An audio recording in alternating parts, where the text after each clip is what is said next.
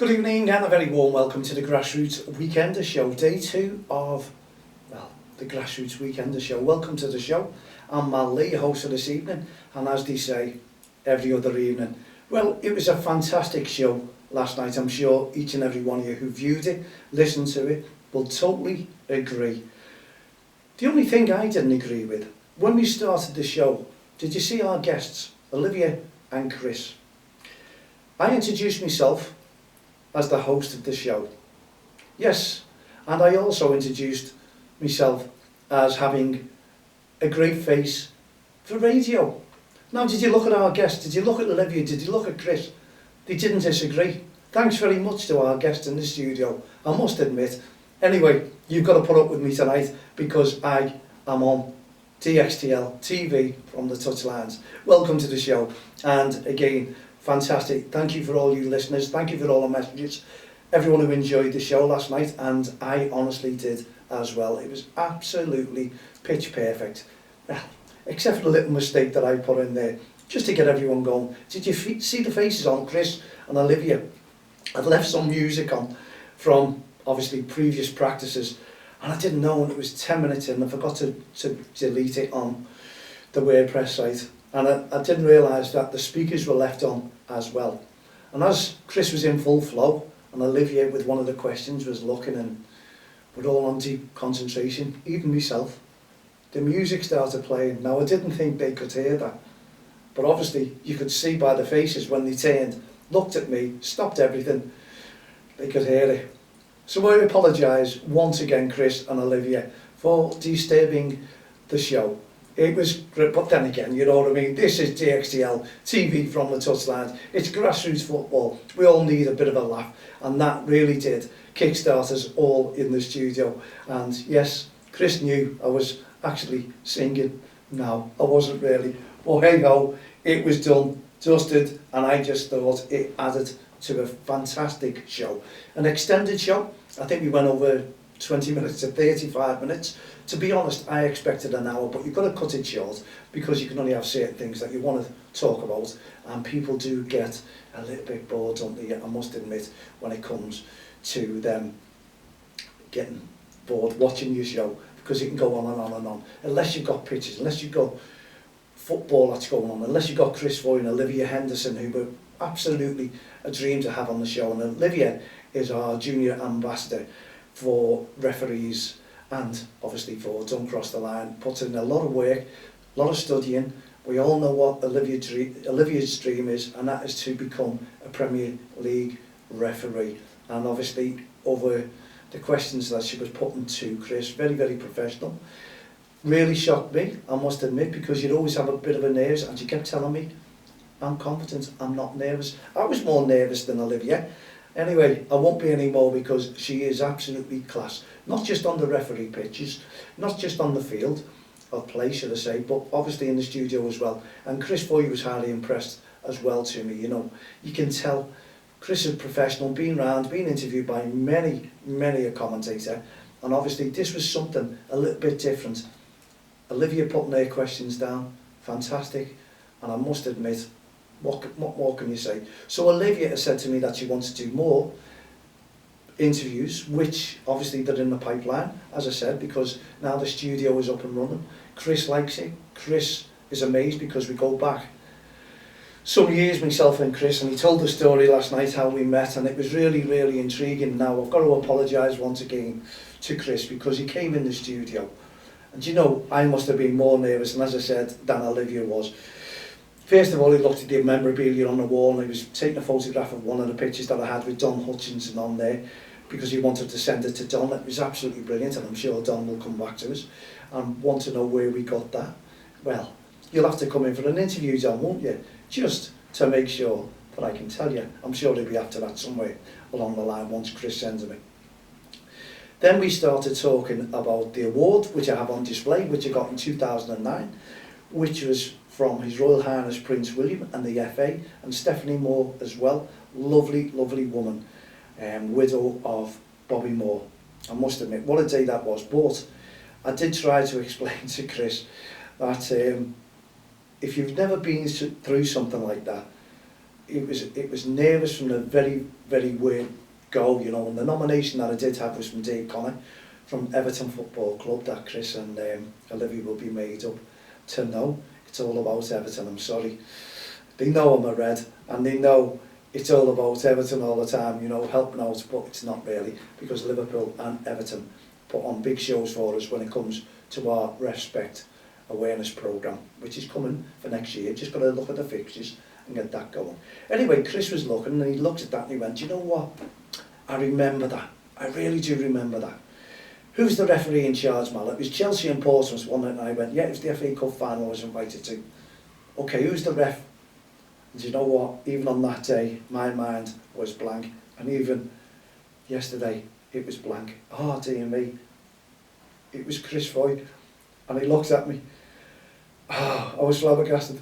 But, as I said, I was in awe. I really was, with meeting His Royal Highness Prince William. I didn't know what to expect, because we were told as well it was going to be live on air. There was cameras, there was hundreds of celebrities, and quite a few came up, including Eamon Holmes, Sam Allardyce. They were all there, they were all talking, but you know, you're oblivious to everyone around you because you're focused on this award.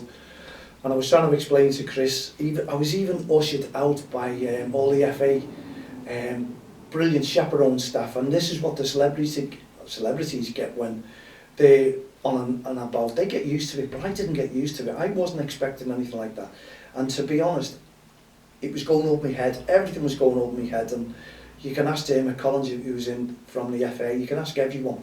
They were trying to remind me, look, this is about you, Mal. Even the fellow awards winners, I could not grasp it. I just didn't expect it, probably didn't want it, because there's better people out there than yourself. You'd always say that, you know, obviously you get it, what can you do about it? You're there, you know, as I say, of the surroundings, the celebrities were there who were clapping you, and wow, and that's what it was. So I'm apologising to Chris, and then he goes over to the Premier League shirt that I've got hung up on there, and you know what, I don't know what, like yourselves, you look at these signatures and you totally forget who signed it. You're trying to make out, you can make out one or two, and I went, there you go, Chris, there's a marker, it's a sign it. He went, I've already signed it. And I was just looking and I went, well, I know that, you know, it was just one of them. So Chris' day started off brilliant with me, and we were reminiscing a little bit, as you saw yourself, but you know what, for the guy he is, he just took it all in his stride. But again, I totally apologise. I know you were referee on that day. It all comes back to you. But I was still in awe because I was meeting Prince William, His Royal Highness Prince William, who was presenting me with that award in 2009. But Chris and his memories, and obviously he had a fantastic game there, I must admit, at Wembley.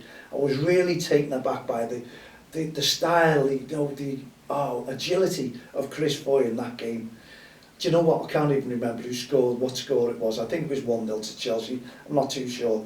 But I was still wondering what was going to happen, half-time, full-time, who was going to meet next, you know. And so there are my apologies going out from last night's show. And I'm sure Olivia and I'm sure Chris will forgive me, because I thought it was a tremendous show, and you saw the professionalism of Olivia Henderson.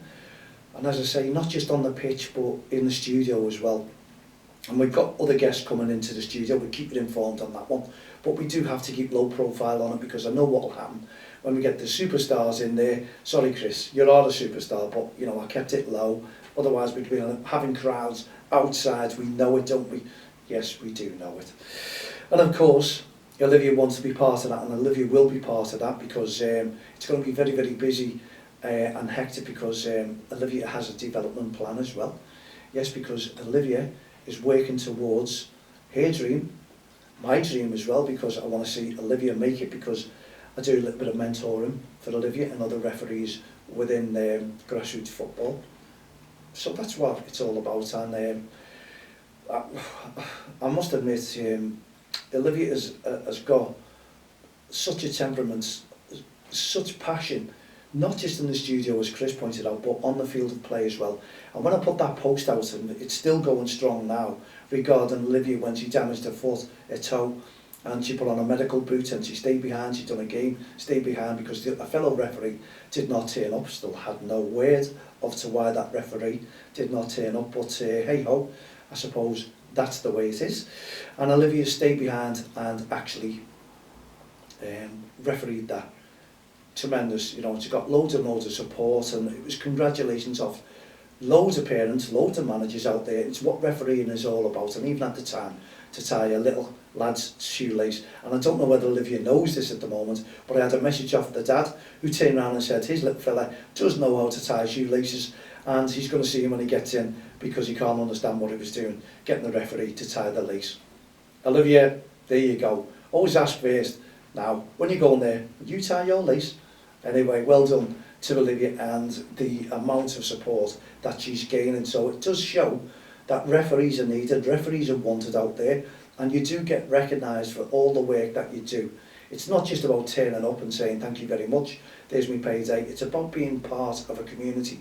It's about being part of a team. And you referees out there are actually part of a team. We do know verbal abuse and aggressive behaviour continues within grassroots football. We know that. And we do want to end that as soon as we possibly can. But for the work that we are doing from Don't Cross the Line, bringing people together since 2003, you'll always hear that of me, because we work closely in the community. We're a not-for-profit organisation. Chris was fascinated about by the studio. Give us loads of applause for the work that we've done, because he remembers us when we just started off to where we are now. And Chris will be coming back in, hopefully, with some more guests. Don't forget, Chris, I have your phone number. Anyway, it was just tremendous to have and to see these guests in the studio and get the feedback that they give you. But when we go back to referees in grassroots football, your dream can become reality. Chris was giving the advice to Olivia and to all our viewers as well, and listeners, because we have DXTLTV from the Touchlines, and we also have www.don'ttexttheline.com, which is on our website for anyone who wants to tune in and listen to all the shows that we've been doing over these many, many years. And we have loads of support from football's governing bodies. As we said, we're working on the Respect programme, the campaign for 2021. I've already had great messages from Mike Riley and the PGMOL, and if anyone doesn't know what the PGMOL is, it's the Premier Games Match Officials, and if you want to put the L on, it's limited at the end, but sometimes we just leave that off, don't we? So that's what it's all about when you see the Premier League referees and it's the PGMOL. That is what it means. So note it down so you all are aware of it when people start talking on TV about it. And you know what? I'd really, really love one day to get Mike Riley in here, and maybe get Olivia in too, because she is an ambassador for Don't Cross the Line. She does hard work, and she's also studying very, very well in school. I did think she was going to be a physio, and I tried to talk her out of it, and I just said concentrate on refereeing.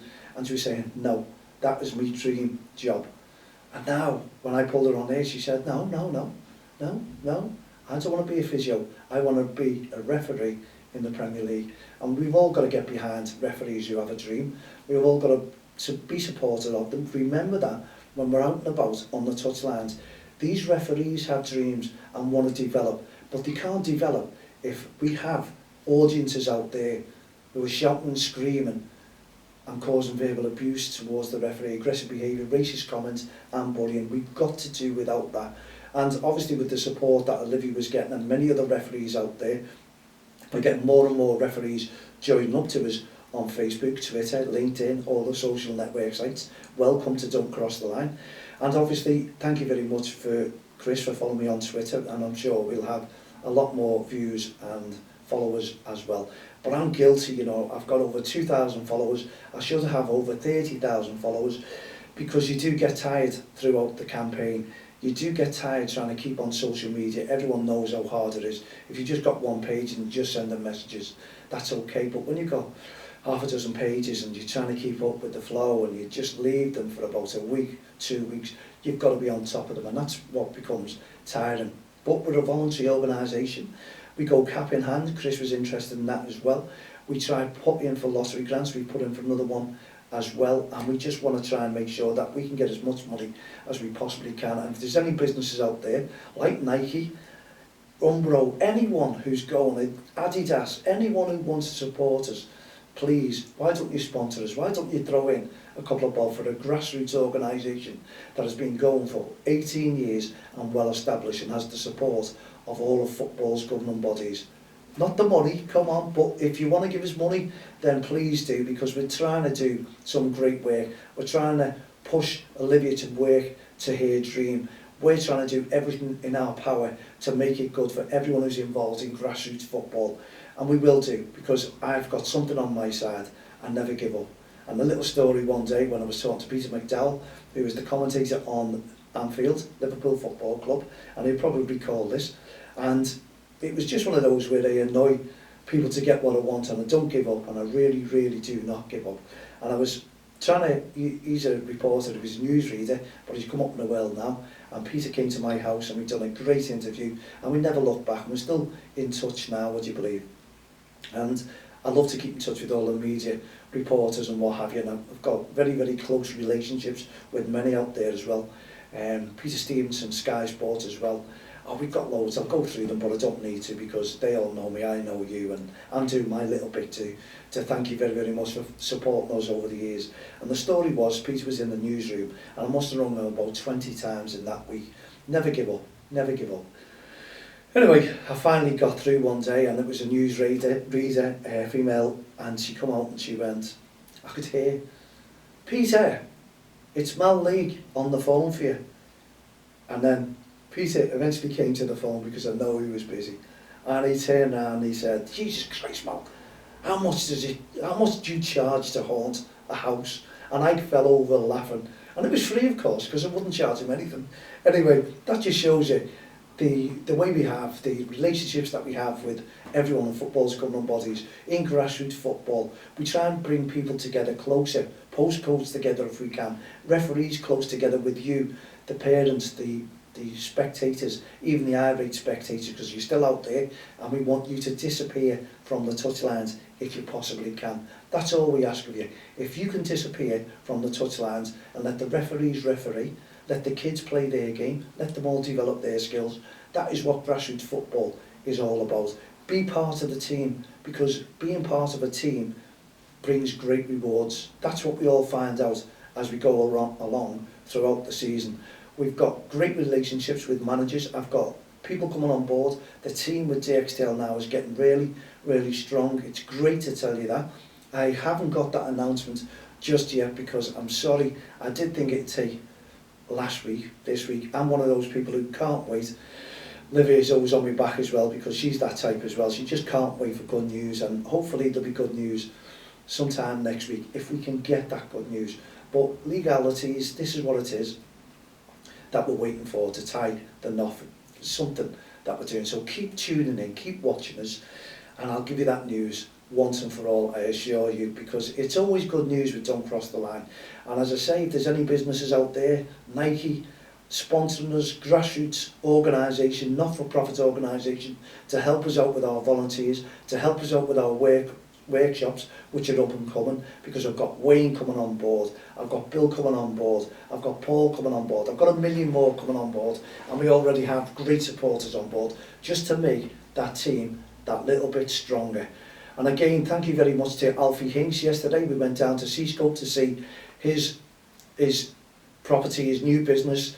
Do you know what? Absolutely fantastic. We're going to be doing some work with him as well. Seascope Maritime, creating jobs for you youngsters out there as well. So watch this space. We've got loads and loads coming up and going on to help out the communities. That's all we want to do, is help out the communities. Work together with you referees, work together with you children, you team players, you managers, you coaches, you parents, you referees, and you committee members, because the grassroots family is there to enjoy, and we want to make sure that each and every one of you are there to enjoy it without verbal abuse, without aggressive behaviour, without racist comments, and without bullying. We all need to work and sing, you've got to hear it, off the same song sheet. And if I'm around, that's what we're all going to be doing. Can't wait for the season to start. We'll be out and about, you know that. Hopefully we'll be out and about tomorrow. We were out and about today, but we'll give you some news on that one if we can manage it. Now I can look at my screen. I didn't do it once, Wayne, because, well, it must be coming to the end, and look, it is coming to the end. 4 seconds left.